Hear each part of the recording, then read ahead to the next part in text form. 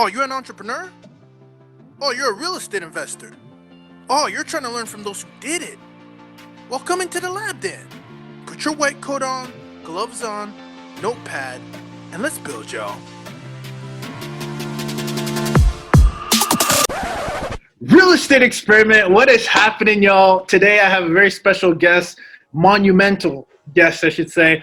Evan Holladay is here with us in the lab. Evan, welcome to the lab, my man. We are overdue. We were scheduled with all the crazy, we're catching this right now, December 3rd, right after Thanksgiving, but we had to make it work. I had to have you in the lab. So why don't you tell the people who you are? Because I gotta let you introduce yourself. I love it, man. Well, thank you for having me in the lab. I'm excited to be here. Excited to be here with everybody in the lab. So a little bit about me, my background, like we were talking about earlier. I really got started in real estate in college. I grew up in Northern Kentucky. Went to school at University of Louisville, doing the pre-med route, trying to be an anesthesiologist, and really just felt like that was not the fit at all and was looking for something else outside of science, outside of chemistry, and ended up finding a development on campus at University of Louisville. This big, massive project. It was like $55 million, 350 beds, retail below, tax credits, student housing, ridiculous project. And I was like, that looks like fun. I want to be a part of that. And so I figured out a way to get connected with the owner developer who had actually come in from out of town, and got connected with him. And in the process was able to basically impress him by bringing a bunch of people to his groundbreaking. And from there, I was the first one he hired on the job. And so I got to literally see it as it was being built. So I was there helping him pre-lease this thing before it was actually even it was literally just like the framing was up. That was it. And I was literally pre-leasing this thing from a hotel room, and got to learn so much by that. It was a very entrepreneurial experience because we were literally just thrown in. He's like, hey, here's the project. Okay, lease it up and, figure this out and, negotiate the leases with the retail tenants. And so it was more of a management side, but it was just so cool because I got to see the whole project. I got to see how he operated with the management company and building out this development. And I would ever since then, I was just hooked. I was like, man, this is me. This is what I'm all about. And from there, just started a modular company in college with 4 other people. And then we scaled that up to do we started out single family, scaled that up to do multifamily, and then found a partner. And they're like, well, how about Evan, how about you come work with us and see what we can do together? And so worked with them for the past 6 years. And then just in the last year broke off and started my own company, specializing in workforce and affordable housing, both new construction and acquiring and value adding existing properties. So we're basically, the mission is to provide, really to go big and provide 100,000 homes for families that are workforce and affordable, and provide and empower them to really live their best life, and also not only just provide the good quality place to call home at a reasonable price, which is harder and harder to come by now, but also be able to give them the education and the empowerment to say, hey, I can live a better life. I can provide a better life for my children, and give them the tools necessary to do that. So that's become our mission, and we've just hit the ground running with that and had a blast with it. So, wow.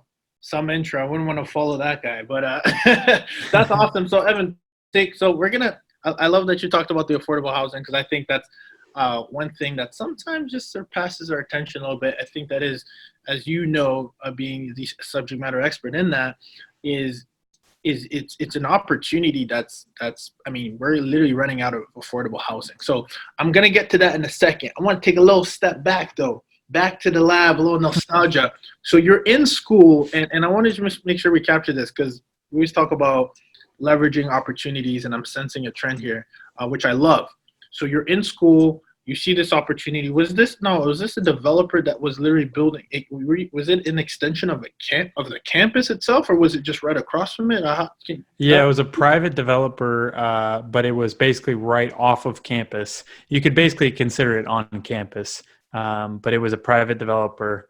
He partnered with the school, but they weren't involved at all with the ownership. It's like a mutual agreement, more or less, but it was fully private development. Okay, and so the next step for you is like, hey, you sounded like you were curious, or correct me if I'm wrong, but you saw an opportunity and you just went to. Was your intention just to learn, or was your intention that this is kind of interesting and new, and I don't know anything about it, and let me see what's going to happen? I guess what was the thought process there? Yeah, honestly, when I was like, I don't know, 8 or 10 years old, I would like draw buildings, and I would draw like literally site plans, which sounds crazy. I'm like little kid, like drawing the outline of the building and then drawing the interior of buildings. And then like, I mentioned earlier to you, I had an injury, pretty bad injury where I needed multiple surgeries on my knee. And that's what got me down the doctor route, or wanting to be a doctor. But it started when I was really young. I was like, man, I just want to I want to build something. Like something about that just gets me excited, and something about real estate, like where you're literally changing a neighborhood either through new construction or through fixing up an old dilapidated community. Like you are literally either building a brand new neighborhood or prolonging the life of an existing neighborhood. And that was powerful to me. I was like, man, I gotta do something like that. Mm-hmm. And so really saw it as a learning opportunity. I didn't know why I wanted to do it. I was just like, at the time I was like, that just excites me, and I gotta be around it. Excellent. So you got around it. I'm curious. I heard you say value add, which is a terminology we often use, that we're familiar with if you're here in the lab.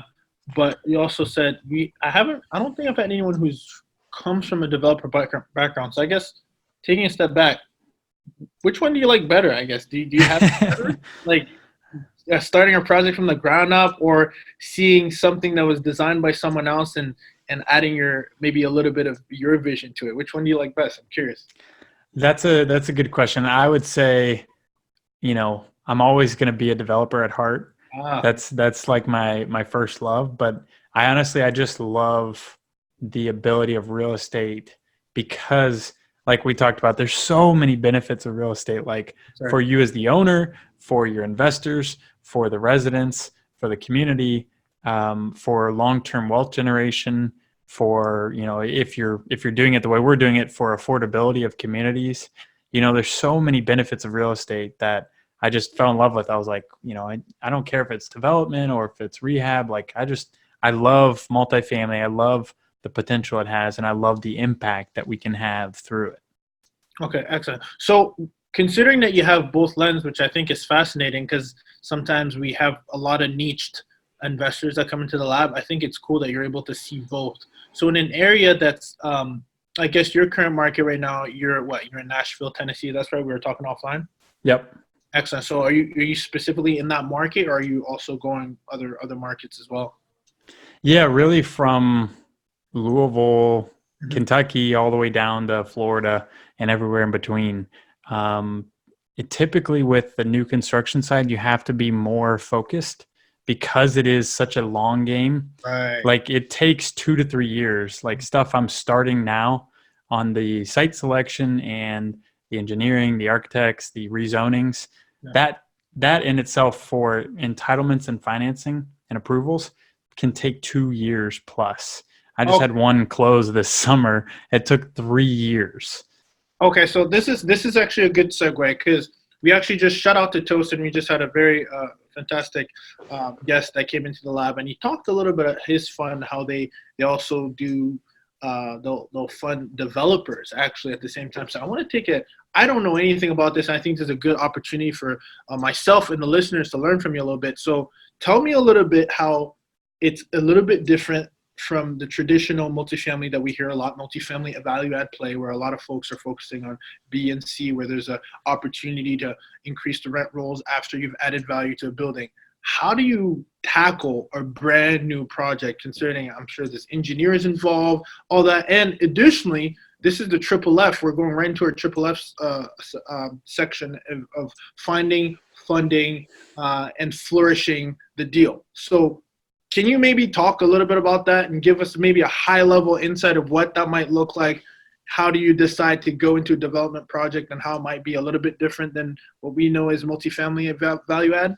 Yeah, most definitely. I love that, finding, funding, and flourishing. Hey, baby. Yeah.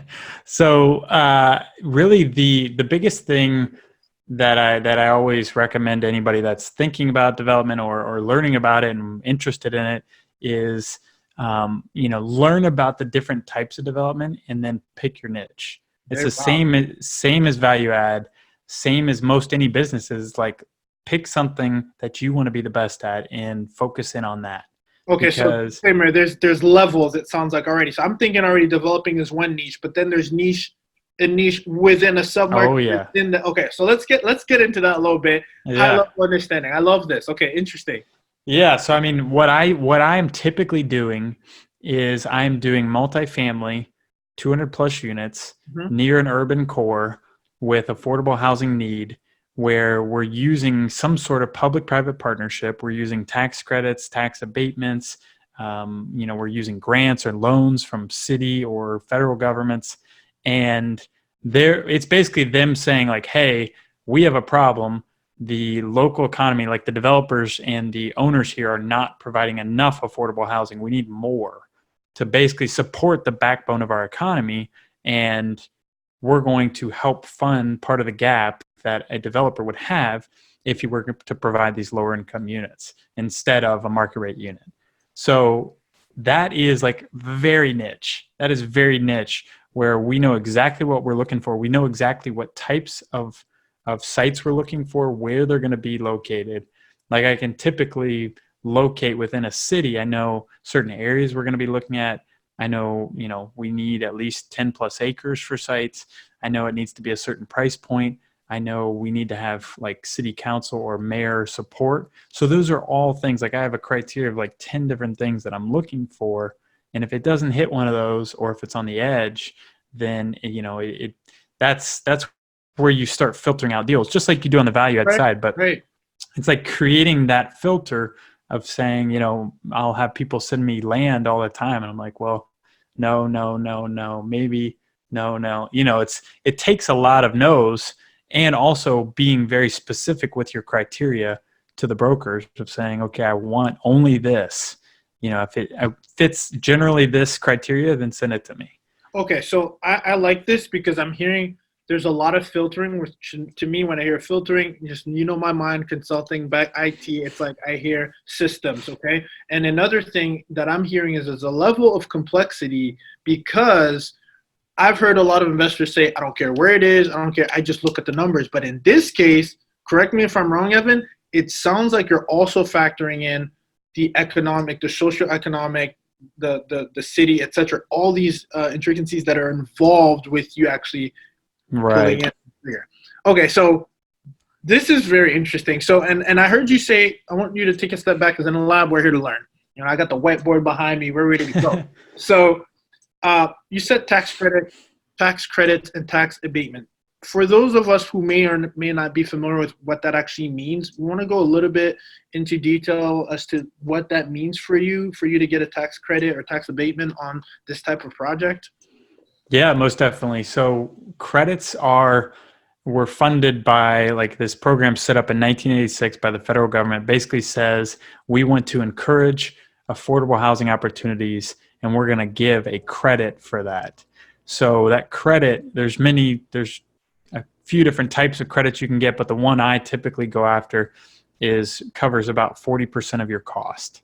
So right there, I have 40% of my cost covered with a tax credit. And then we go out to the market and sell that credit for cash equity. So actually an end investor gets the credit, and then they give us cash to help fund our deal. And then and I'm sorry to cut you off there. I just want to make sure I piggyback on that, Evan. Is that tax credit upon the completion of the project, or is it upfront to fund the project? Like, do you want to talk about that? You don't get the credits. You don't receive the credits until you actually deliver affordable housing units. So they want to see a completion, they want to see a certificate of occupancy, and then they will start the delivery of credits, and then you give that delivery of credits immediately. You have an agreement with your investor where you just deliver the credits directly to them. So okay, interesting. So that's credit on one end, and then and I'm sorry to cut you off. I just You're good. Hop on that. That's credit on one end. What about the tax abatement part? So the tax abatement can be paired with the tax credit, and that's on the city county level, and that's where everybody listening to the show probably knows about real estate taxes and how it's one of your biggest OPEX expenses, and it kind of a pain in the ass because it keeps rising, it keeps digging into your NOI, and so. Especially on affordable deals where these things are not cash flowing as much, because we're getting the credits, we're agreeing to cap our rents. So these are working class families making $30,000 to $70,000, but they're not paying a full market rent. They're paying a reasonable rent, but we're not like price gouging them. So in return for doing that, our NOI is lower, but we get the tax credits. So because our NOI is lower, real estate taxes really, really hurt our deals. So in return for providing the affordable housing, sometimes if we can't make the numbers work, we will go to the city or the county and say, hey, would you all be able to forego some of the taxes that we would generate? Now, keep in mind, because it's a development, we're typically only adding taxes to the tax base, because it's typically like a vacant land site or abandoned site where there's no taxes being collected, or maybe minimal, like $1,000 a year. And so the city's like, well, okay, you're going to provide 200 units of brand new affordable quality housing, and in return, we'll agree to abate 20% or abate 80% of our taxes. We'll still collect 20% of the future taxes, but we'll allow you to forego paying 80% of it. And then in return, we as the owner developer, we can then borrow against that and typically collect pretty significant loan, like a second loan, that can then go to additional funding to develop and build out the project. Wow, that's fascinating, and honestly, fascinating explanation as well. For those of you who are in the lab, or we have all sorts of folks who are either they have the money, or maybe they're real estate savvy and haven't pulled the trigger yet, or either way, you may or may not be familiar. But I want to just circle back on what Evan said. I think we talked about earlier adding a lot of value to communities, and one thing that property taxes does is it really does fund the schooling, the roads, etc. So what Evan is saying here, and he'll interrupt me if I'm wrong, or add on to what I'm saying, is you're justifying to the city that, hey, listen, we're actually going to offer more value to not only the marketplace but to the community, because now you can tax us. But how about we set up a deal where you don't tax us as much in the beginning, so we can kind of use that to leverage. So that's fascinating. I mean, please correct me if I missed anything there, but I just want to make sure we touch on that a little bit for a second. Yeah, that's perfect, man. That's exactly it. Okay, cool. So that's interesting. So we talked about Triple F finding. You said people send you land, and you might say that's not interesting. What are some things you looked at? You touched a little bit about the city's approval. What are some things that a savvy developer like you might look at when there is vacant land? Because that's one thing that I actually don't understand. There's vacant land everywhere, and I know they're not making any more of it. But what makes good vacant land and what makes bad vacant land? Typically, we're looking for just like on a value add side, we're looking for something that is in a redeveloping part of town. We're looking for something that's on the cusp of turning around from not really getting much of any attention to now getting, one of the hot neighborhoods by the time we close. Because, like we were talking about, these things can take 2 to 3 years. Right. So the one that just closed in July, that took us 3 years. When we first put it under contract, we were, what people thought of as like the edge of town. And Nashville being Nashville, 3 years later, we have all these, high-end luxury developers going in literally all around us. And we had the foresight. I mean, part of it's luck, but it's also part of just knowing that, hey, we put it on a major corridor. It's a major 4-lane or 5-lane road going directly from downtown Nashville, and then we're just 15 minutes out. So I know that we're on a major corridor. I know there's a hospital next door. There's a Walmart nearby. Like, there's things like that we look for. It's like, okay, well, Nashville's growing like crazy. It's a major corridor. They're supporting more density on this. So we actually had to get it rezoned from farmland to zoned for 240 units. But we knew that the councilwoman was on board. We met with her before we even got it under contract. So it's things like that we're looking for. You know, is it the right price? Is it the right size? It was 18 acres. It was relatively flat. It had a little bit of slope on it and it had a creek on it, which neither of those are ideal. But if you have 18 acres, you know, we were able to forego 2.5 acres for the creek, basically, you know, wetlands and creek. So as long as you have enough buildable space, like 10 to 12 acres, you can get 200 plus units. Those are kind of the minimum criteria that we look for. And obviously, like, the cleaner the site, the better. The more like rectangular or square, better. It's easier to build on. You know, I've had sites that are literally like circular looking, like a smiley face. It's just, you come across these weird parcels. Sometimes you just got to deal with what you have. But you ideally want to find those that are square. It's just a much more efficient site. Sites without creeks, sites that are not near railroads or airports. And really, like, when we find these sites, like, I'm either going to the local GIS. So I'm looking at, like, Nashville, it's called Parcel Viewer. So it's a public record of all the parcels, and it's a map on their website. And so I'm looking at who's owning it. And I'm either calling it on, you know, somebody from our team is calling that person, reaching out directly, or I could already know the person because they own multiple properties, or I send it to a broker and say, hey, could you try to track this person down?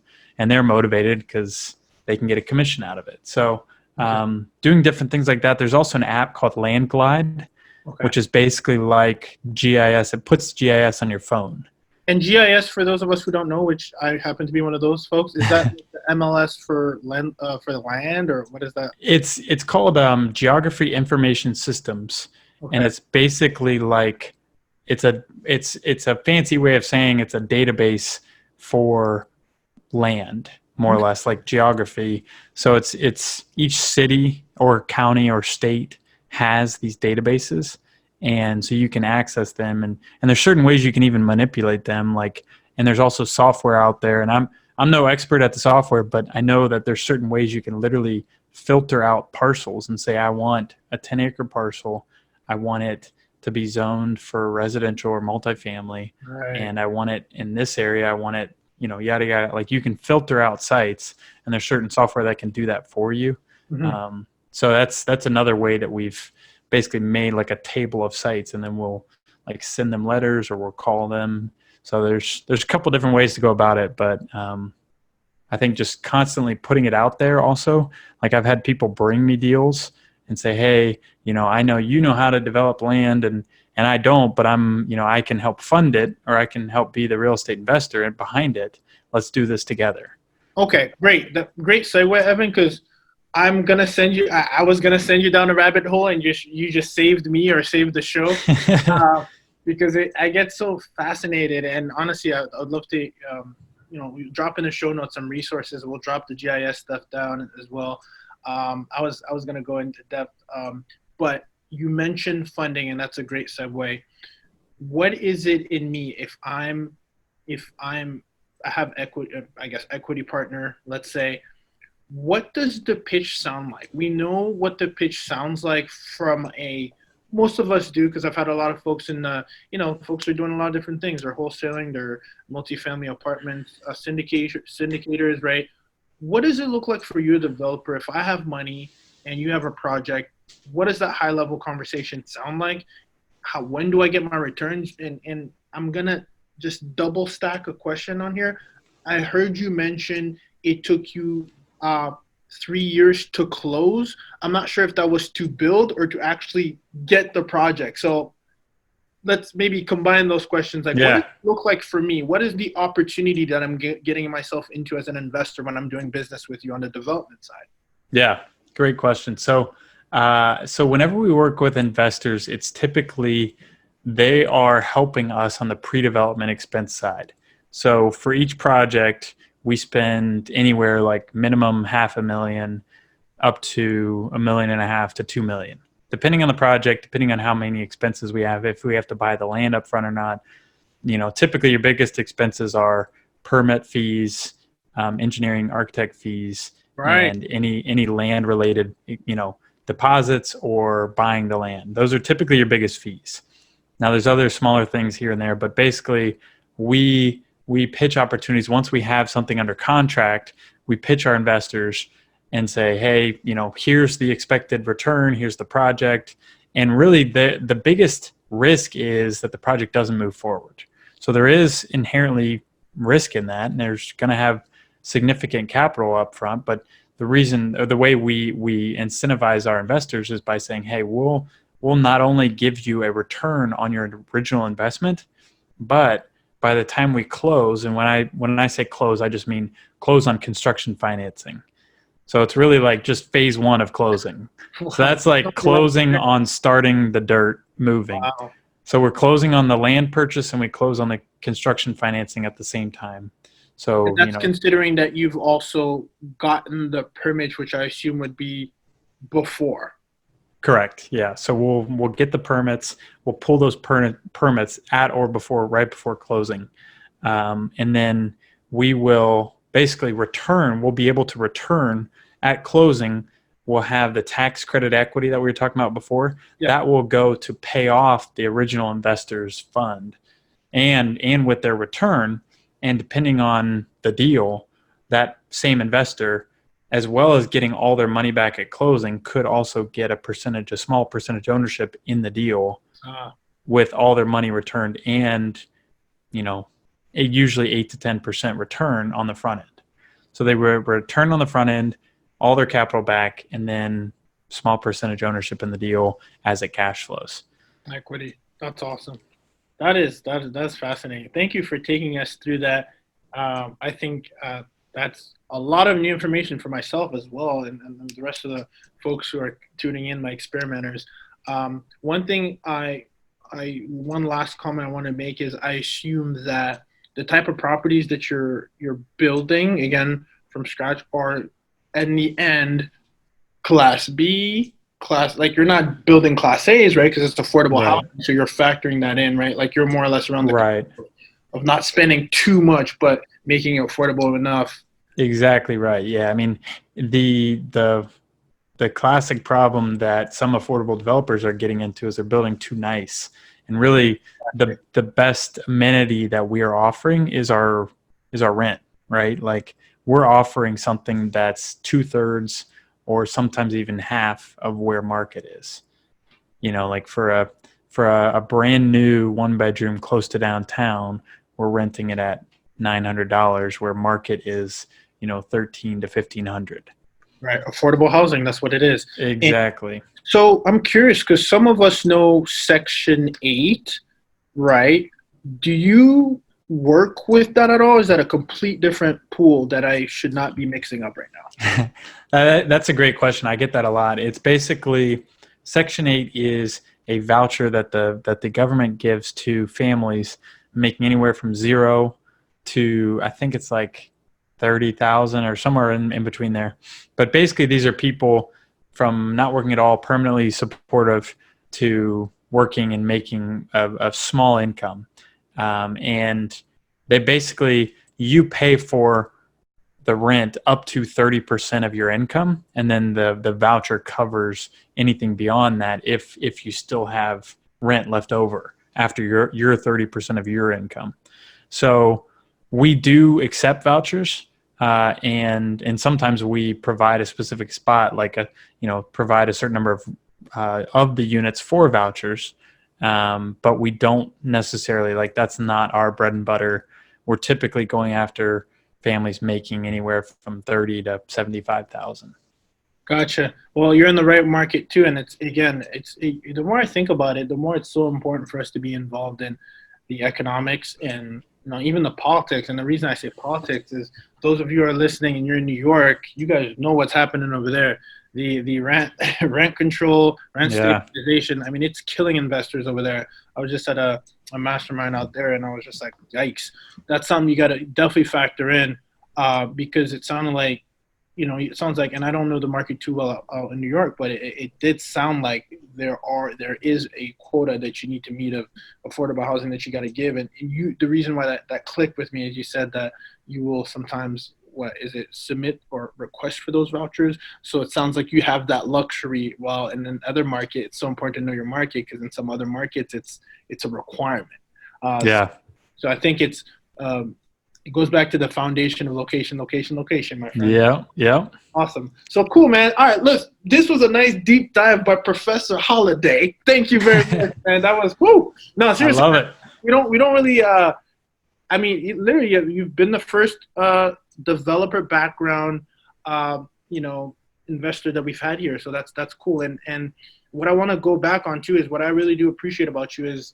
And a lot of the folks who come in the lab is they're practitioners, and they had to submerge themselves in it. So that dates back to the time that you were on campus and you saw an opportunity and you were able to submerge all that knowledge. And I have to say, brother, you sound phenomenal today. And of course, I'm sure you're still a student of the game, learning more, but definitely appreciative of learning a lot from what you've been able to build so far on the developing side. So good stuff, my man. Let's get into a little bit of that keeping it real, because I always think that you're a reflection of your business, and I like to get a little into the personal development side of things. So I guess for you, I like to always ask people, like, what was you think the biggest myth buster or misconception that people have in life as you're going through all these projects, and I'm sure there's so many lessons. So what is a big misconception I should say, that you think people have that they shouldn't have in business and in life? I would say the two biggest things that have been game changers for me have been, one, don't sweat the small stuff. Don't get in your own head. It's really like, I feel like so many of us were like, we worry and we stress and we get freaked out, and we focus on these potential realities that haven't become realities yet, but we make these situations in our head of what could be all these negative outcomes. And then it comes to pass, and it ends up being a great outcome, or whatever it is, like certain things that we just worry so much, and it just brings down our energy and it brings down our mood. It makes us not get anything done instead of actually just working towards your goals. So I think realizing that and being able to like rise above that, and I think meditation has been a huge part of that for me. And also just reading and learning. And then the other piece I would say is like, get started before you're ready, because you don't need to be 100% ready for anything. And a plan executed is always 100 times better than a perfect plan. Or I forget the exact expression, but you know what I mean? Like, just get started. 100%. And it's crazy that you said that, Evan, because I kid you not, I was going to piggyback on that and say the one way you can actually, I guess, push back from those limiting beliefs that you might have, and all those voices in your head of being scared of the outcome that's not even there, is literally by compressing the amount of time that it takes to make a decision. Like, if you just take action, like, we've all been there, man. Like, man, you got to call this person. You're like, yeah. And you're just lengthening the amount of time, compress that. And I think you nailed it on the head. If you take action, I mean, half of the things that we've taken action on, I think we literally did not know how to do, right? Like, that's okay. And I think that's what I love about, or the message I want to always bring back in the lab, and I'm glad you're echoing it, is that you don't have to have it all figured out. Like, you literally just go along the way, and as you take action, clearly you've learned a lot of things along the way that makes you, again, obviously a subject matter expert. Obviously, all things considered, we can learn from other people, but that's fascinating. Cool, man. So What do you think is the biggest mistake you've made? I mean, shoot, the process that you talked about being on the developing side, on the multifamily side, what do you think is the biggest mistake you've made in real estate, and what was the lesson learned from it? That's always a good question. I think for me, the biggest mistake has been, honestly, I think my answer's changed because I've had a set answer previously, but I think this has recently changed because I've had realizations around it. Is the biggest mistake I've made is not implementing systems earlier, and I've never been into systems as much as I am now. I resisted them at the beginning. I was like, that's not me. I'm creative. I do what I want. I'm a little over here, a little over there. But then I realized I'm like, that just isn't as productive as I could be. I'm not as efficient as I could be.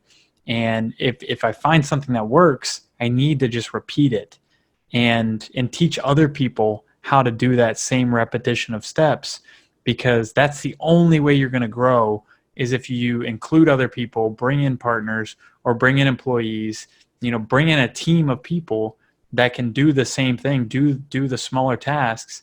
Because that's one thing I was getting bogged down. I was like, man, why am I like answering these like silly emails and, doing the accounting and doing all, I was like, why am I doing all this? And why am I not systemizing things that I know that work? And so that's really been focused the last like 6 months. And that's going to be the focus for the foreseeable future, because I feel like I can literally exponentially grow your time and your impact and your growth. That's fascinating, man. Great point. I just heard, or I'm listening to Audible right now. I think it's James Clear. It's called The Atomic. Atomic Habits. Man, I don't know if you've ever read like The Compound Effect, but that's like the sequel, man. And it said something about how it was along the lines of it's not motivation that we lack, but it's the clarity. And I think systems give you clarity. Like you wake up, you know what you need to do, or somebody else knows exactly what to do. And I thought that was fascinating because I think it's true. It's the greatest operators. They might not be smarter than us, but they have the best systems. And that's the thing.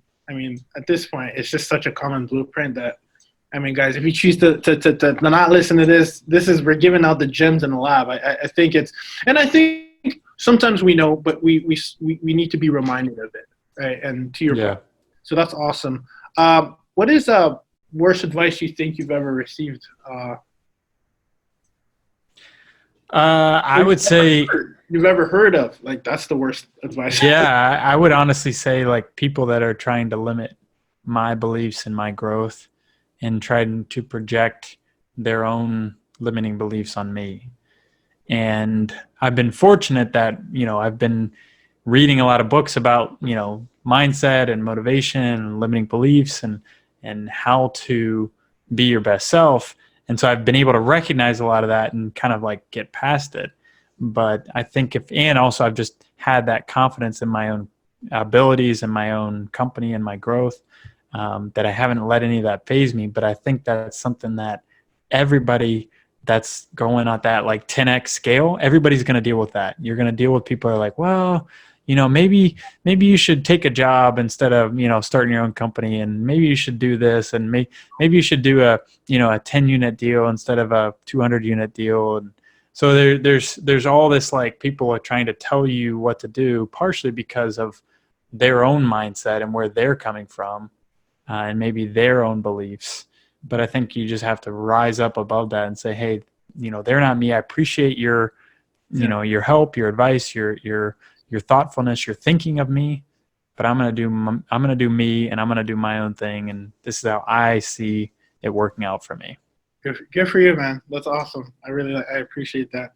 I'm probably going to get into trouble in the lab saying this, and I don't think you should take it verbatim, but my 2 cents, I've heard this quote about, I wouldn't take any advice from anyone I wouldn't want to exchange places with. And now, obviously, all things considered, I think there's a lot of, great leaders listen to, it doesn't matter if you're above me or below me. I think we can take advice from anybody and just take it, take it in and absorb it. But I think it goes enough without saying it. When you're listening to someone pushing your limiting beliefs on you, you also have to realize, okay, who are you getting your information from as well? Sometimes it's, So Ray Dalio talked about that in his Principles book. nice. How he's like, I forget what he called it, but believability or something, like basically saying like if somebody continually is right and is continually like saying things that are great advice, like they pan out over time, time tested, and those are the people you should be continuing to take advice from.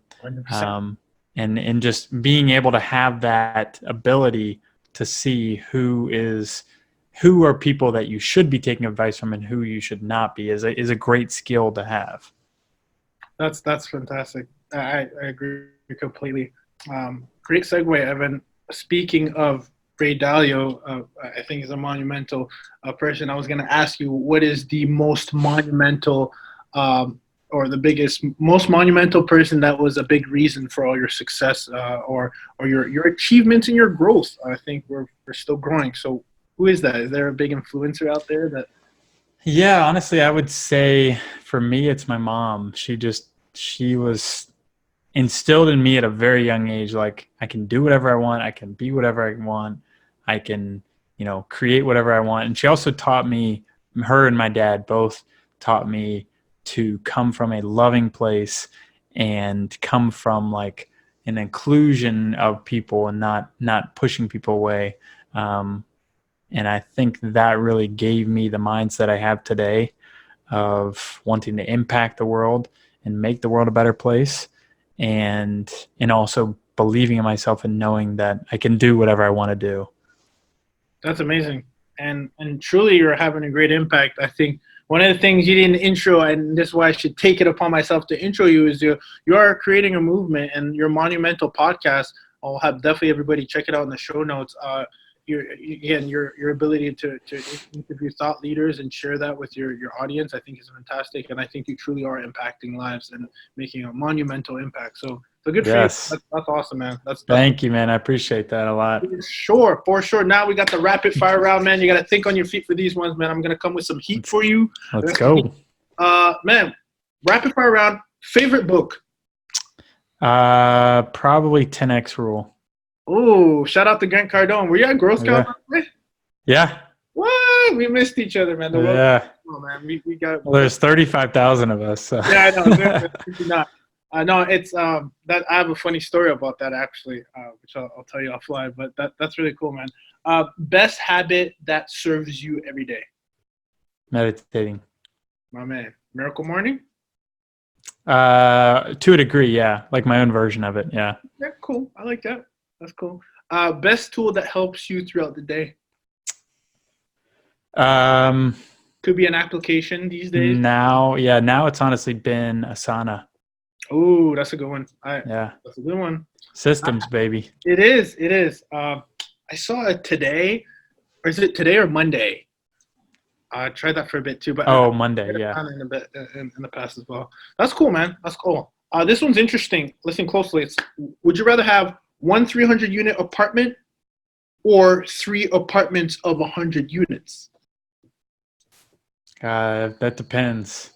Ideally, I'd want to have 300 units. So I'd have everything at one location. So I wouldn't have 3 different locations.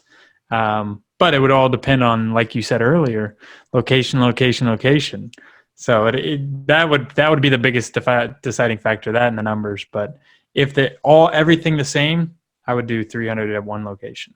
All right, fine. I'll piggyback off that because by the way, that question gets 50-50 every time, and I love to see how people think. I think it's interesting. It says a lot about like how you think about real estate. Would you rather build a 300 unit or would you rather? It depends. If they're both making money, then I'd probably lean towards development. But yeah, I would take either. That's cool, man. That's cool. Self-manage or outsource? Well, it depends on the type of project. But right now we're doing self-manage and we're outsourcing. But we eventually want to get everything under our own management company. Self-manage. All right. If you had one superpower in real estate, what would it be? To analyze any deal in 5 seconds or less. Really? That's so interesting. Oh my god, I love this question, man. You know what? I'm gonna compile all because Yeah, you should. and I think it'll be pretty cool to see this. Very fascinating. If you could describe a successful investor, or in your case, developer, in one word, which one would you pick? Uh, I would say something along the lines of tenacious. Mm, I haven't heard this one. I like it. Why? Can you elaborate on that a little bit? I would just say, I mean, it also goes back to like the willing to do whatever it takes and never giving up. Having that mindset of like defiantly committed, I think would be a good way to put it, of like, this is getting done. Because that's the only way you can get, I mean, think about working on something for 3 years. Like there's so many times where the project lives, the project dies, the project lives, the project dies, like so many times over, and you have to keep pushing every day. And you literally have to be defiantly committed, and you are the one that's pushing everybody else. Like you're pushing the lender, you're pushing the equity, you're pushing the permit office, you're pushing everybody to say, all right, let's go, let's go, let's go. You're I pushing like all I these like people. I like that word because it's like grit, but it's like it it's it's not like overly aggressive, but it's dominant at the same. But like I don't know if I don't want to butcher it, but it's like it's a tenacious. It's just a good word. It's like a good meat Yeah, with kind of perseverance and all that. with a little bit of oomph. Yeah, you know what I'm saying? A little sprinkle, a little something. So being in the lab, we got a little mix and pop. We got to do a lot of experiments, and I think what we find really valuable is, you came in the lab with us. You dropped a lot of bombs, a lot of knowledge. We appreciate you for that. If there's like a key, I guess, an advice that you would give listeners, I think when we talk about the lab, I really want to literally explain what it is. It's you coming to the lab and the world, the life is your lab. Like you got to experiment. You got to take action. You got to hand in your homework. You got to do the work, right? And so if you were to, advise our listeners on something that would be most beneficial to them in their lab, let's say it's their marketplace, or it's maybe a young developer is listening and is still in school, similar to you, what would be an advice that you think you would have probably given yourself maybe 10 years back, or maybe it's 5? I know you're on the younger side here, but what would be that advice? I would say the biggest piece of advice I would say is just try a bunch of things until you figure out your why. And once you figure that out, get crystal clear on your why, because I knew my why, but once I got crystal clear on it, everything else just fell into place. And it's literally like everything that I was doing had a purpose behind it and meaning, and it got me to the point of like every day I'm like, I'm just pumped up to be doing what I'm doing. I'm pumped to be talking to the people I'm talking to. Like everything I'm doing, I'm just like, I get paid to do this. Like this is a freaking blast. Like that's what I think. If you can get crystal clear on your why and your mission, then everything else is going to fall into place. That's cool. And listen, man, it's a lot, so I gotta dive in deep with you on that, because I always think about this, and I love getting a little deep. So I haven't really even thought about this myself, so maybe I'll put myself on the last two. But do you think our why exists in us and we're not listening to it, or do you think we choose our why? I think honestly, the what you are meant to do is coming from a place of what makes you happiest and what makes you like at your highest level of vibration. Like you're just like, yes, like, Yeah, yeah. and I think honestly, that's a combination of like in us and what we're around every day and what we get pumped up about. Like I think for me, real estate had a lot to do, and becoming a developer had a lot to do with me like doing site plans. Now I don't know where that came from, but it planted itself inside of me at a young age, and then eventually, in a roundabout way, I got back to it. So it is interesting how I think it has to do with your environment, but also yeah, I think part of it is inside of you. It's just a matter of you doing the work to figure it out and get clear on it. I think that's fascinating. And honestly, just listening to you, Evan, I think I just hear that you're a genuine person that's a creator. And I always think it's fascinating because I think, to your point, you started in education. We all started in education. We all do. And my biggest thing, and without going into rabbit holes, I think we have a lot of skill sets that we can apply. And I think if we can tie that down to our purpose, I think that's when we succeed the most. And it sounds like you found that kind of that void of where you want to put your creativity. So good for you, man. I love hearing that. That's awesome, and great answer as well. I think that was a tough one, man. I haven't asked that one. I'm like, I like to get deep, man. You are I'm loving it, man. All right, man. Listen, this was dope. This is really cool. As far as what I like to ask sometimes is any insights. I think we have a lot of things we come across, but as far as like the market goes, you're in a lot of you're in your Nashville, Tennessee market. What is like a market insider that you'd think that if you're talking to somebody who's investing in, like, I don't know, further way out in Georgia, that they might not know about your market, just like a fun fact or anything that's kind of like an opportunity. Is there any insight that you might have on us? Because put your city on the map, man. Come on, what is it? What you got going on?